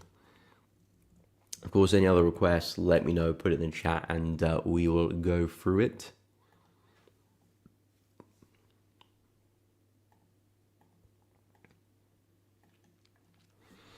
Kojo, elevator traders, balance based or equity based prop, please put the link below. Well, you can go to the elevator traders website and it will have all the FAQs and all the rules and explanation for all the rules for each challenge there, so you can find all the information there. But the one step is relative drawdown, so it does follow your highest balance, not equity, your highest balance. So, if you go up 5%, the max drawdown will trail with that. The 2-step and the 3-step don't trail, and it's based on balance as well. So, the max drawdown will stay the max drawdown throughout the challenge, and it's of course based on your balance. But of course, if your equity was to drop below the max, that would still be a loss as well, because of course you're losing more than the max drawdown. So, but it's based on your balance. But of course, if your equity was to drop below the max, that would still be a fail, and that's for all challenges. But like I said, go to the website. We'll have all the information there for you. Just elevatingtraders.com. Anyway, so yeah, in terms of pound yen, we're in a nice area of demand here where we can potentially rally back to the highs, which is 196.5. So that's what I'm looking at here for pound yen. The reason why I don't like pound yen is because we're fairly close to major resistance on our left here. I like it when we're a bit further away from these kind of bearish areas, because if the market is going to put a lower high in, this is kind of where it would happen, and that wouldn't give me much room to profit from. Maybe if I was on like an hourly chart, I could probably have a bit more fun with there, but most of my executions these days are on the 4-hour chart. It just gives me a bit more time, to be honest. So I like the 4-hour time frame. So there's not a lot of distance between current price and that kind of area of resistance there. So for that reason, I'm kind of staying away from pound yen, but doesn't defeat the fact that I still do expect this to happen. It's just the risk reward is not what I want to see. Like I've said, Aussie yen looks a little bit better for me. I'm looking at buys for this one back into resistance, and New Zealand yen looks a lot better for me as well. So I'm looking at buys back into resistance too. So these are the two yen pairs I like a little bit more because there's a bit more room here, especially if I can get this set up. We'll see, but those two yen pairs look really, really good. So I'm very interested in the buys there. And again, expecting weakness on the yen itself. In terms of Euro USD for Yusuf, they talked about the retest for the neckline. I believe you're talking about this level here. If I'm mistaken, please let me know. But yeah, we are coming back into an area where we could sell. So as I mentioned earlier in the stream, this is a very pivotal area for me for Euro, because if we can hold this, I think this is a great place to be looking for some shorts, and potentially you could still see the continuation lower. You know, I've been expecting Euro to get back to areas like such, 1.095. Then potentially from here, we might continue on our bullish journey. We've been putting in some lower highs previously. We had the high over there, then the lower high, then the next one. Now potentially we might form another one here as well. As we push back into resistance, perhaps we could see a double top here form. So that could be the case. You know, DXY is in a similar situation as well, where we could see a double bottom form. Of course, looking pretty bearish right now, but that still potentially could happen. Our candle's still got 2 hours left. We could still pull back, leave a big wick there. So things can change. Of course, the other side of the coin is that we don't respect this area and we just continue to rally straight through. Of course, if that's the case, I would back away and be a bit cautious there. At that point, we probably are going to push back to highs, really. But yeah, we are testing that neckline of this kind of weird head and shoulder pattern on the left here. So this is the neckline of that pattern, and we're coming to test it now. So yeah, if we can hold this, I think it's a great place for a sell. Especially for entries maybe in the 4 hour or the hourly chart. I think look good. That probably wouldn't go lower than that.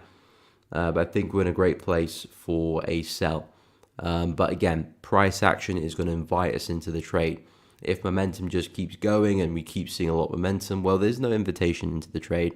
So I would stay away from that. If I can see some wicks, a strong bearish engulfing candle, well, that's price inviting me into the trade, telling me that, okay, resistance is likely to hold here. So that's my time to execute and take a sell. But yeah, good spot. We are coming back into resistance. But whether price is going to hold that level or break through, you know, price is going to be the decider of that, and then we can react to what price is giving us. So far, it's still resistance, so could still see a sell. But again, we have to see a lot of momentum turn around here, because DXY can't keep being this bearish if we're going to hold that resistance. DXY is going to have to turn around and see some strong bullish pressure. Let me check the news for the week.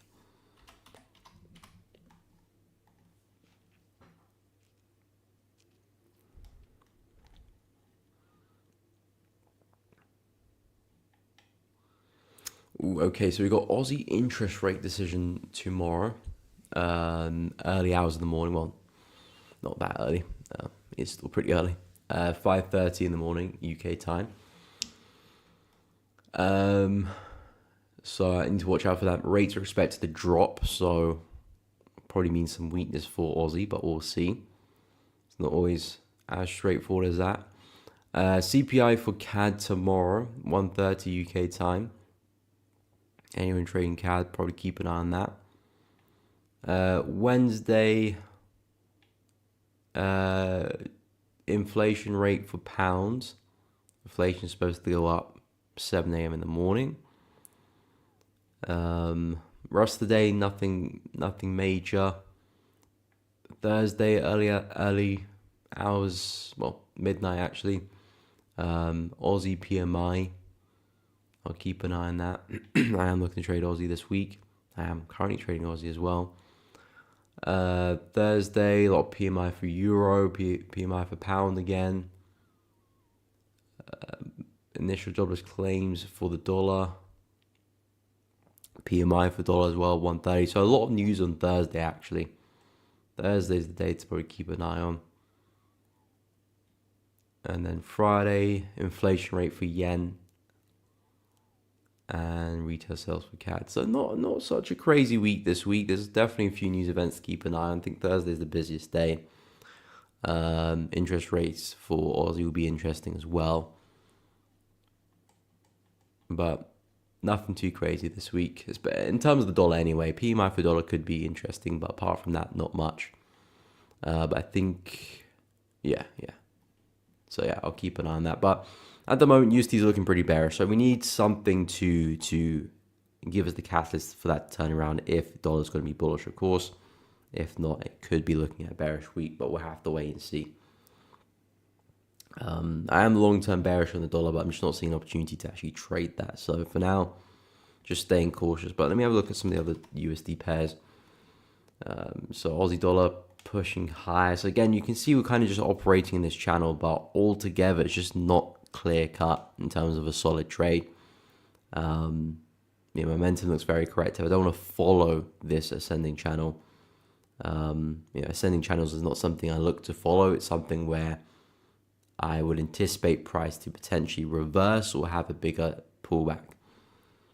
So yeah, and the USD, however, I do like.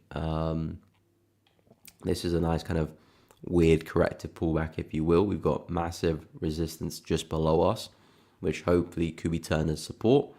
I'm looking to see if price can come back and retest that level, and that's what I'm looking to see if I can find some entries, take back into resistance, and hopefully further as well. New Zealand CAD's been a pair which I've been looking at a lot the past few weeks too for a buy.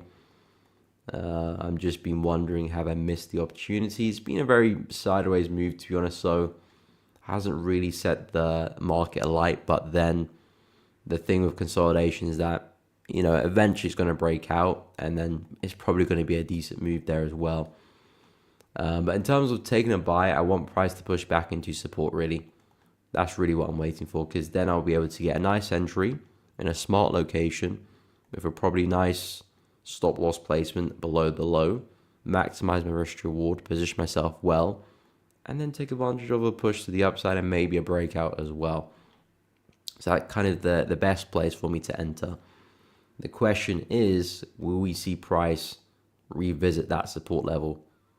Maybe we do, maybe we don't. Difficult to say, but if we do, I'll make sure I'm ready there and waiting to strike if I can see the necessary confirmation to get into a trade. But New Zealand CAD is definitely on the watch list.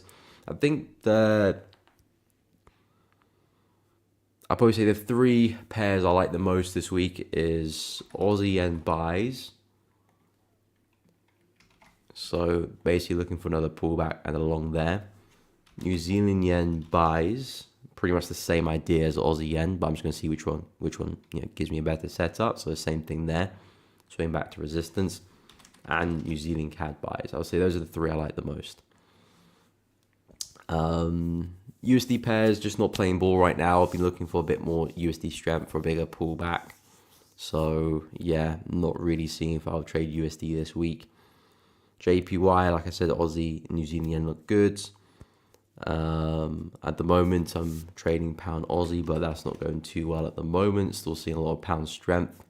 I mean, it's still just about holding on to resistance, but going to need price to really shift and turn around if we're going to see price respect that area. I've got my stop loss above the high, so I'm happy with that.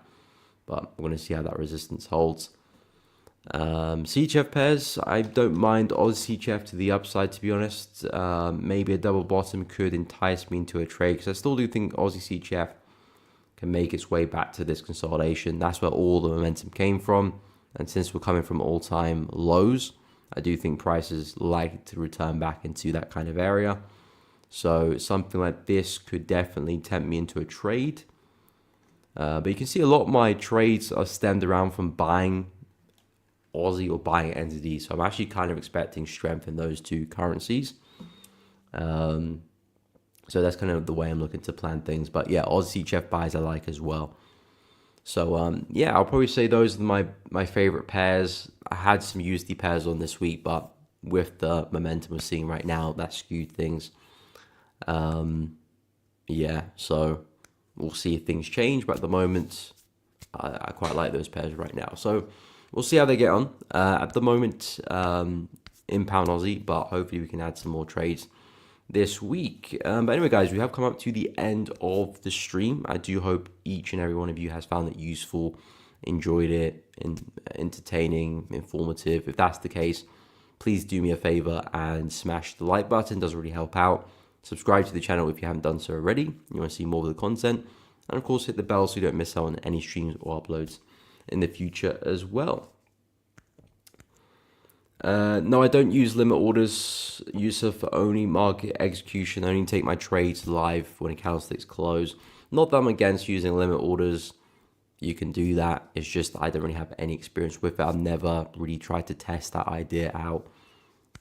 Basically, since I was introduced to trading, I've always used market execution, always taking buys and sells when the candle closes at the live current price.